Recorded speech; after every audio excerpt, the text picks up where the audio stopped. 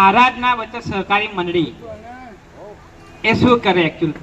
તમે બચત તો બધા કરતા જ હશો ને, કેમ કે બચત કર્યા આગળ આજે એ લોકો અત્યારે મકાનમાં રહો ગમે તે, કેમ કે આપણે માનો કે મુખ્યમંત્રી યોજનાનું મકાન છે, 3.5-4 લાખનું મકાન છે, પણ જ્યારે એમનો હપ્તો ભરવા ત્યાં શું થાય, મારું મકાન લાગ્યું છે, પૈસાની જરૂર પડી તો શું કરશો? બહાર લેવા જશો ને. પણ અત્યારથી જો તમે બચત કરશો ને તો ગમે ત્યારે ભવિષ્યમાં ગમે તે તકલીફ આવશે, કઈ પ્રસંગ આવશે તો બચત કરેલી કામમાં લાગશે. એટલે આરાધના બચત સહકારી મંડળી આજે 30 વર્ષથી ચાલે છે. આપણા મુખ્યમંત્રી શ્રી ભૂપેન્દ્રભાઈ પટેલે 3/3/2024 ના રોજ આપણી મંડળીને જ ગુજરાત પ્રાઇડ એવોર્ડ આપવામાં આવ્યો. એટલે ગુજરાતની બેસ્ટ મંડળીનો એવોર્ડ આપવામાં આવ્યો. વિચાર કરો, આપણે ગુજરાતમાં ઓલરેડી 240 થી પણ વધારે મંડળી ચાલે છે.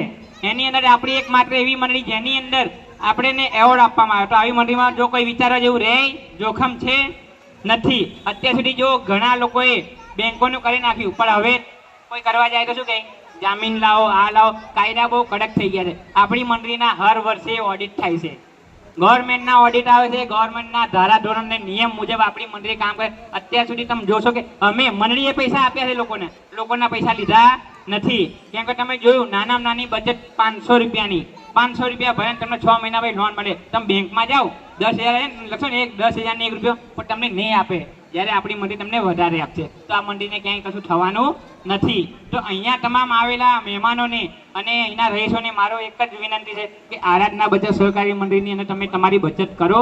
તમારા છોકરાના ભવિષ્ય માટે કાલે સ્કૂલનું ભણતર આવશે, કે પ્રસંગ આવશે, ગમે તે બધું આવવાનું જ છે. તો બહાર તમારે કોઈની જોડે હાથ લાંબો કરવો નહીં પડે.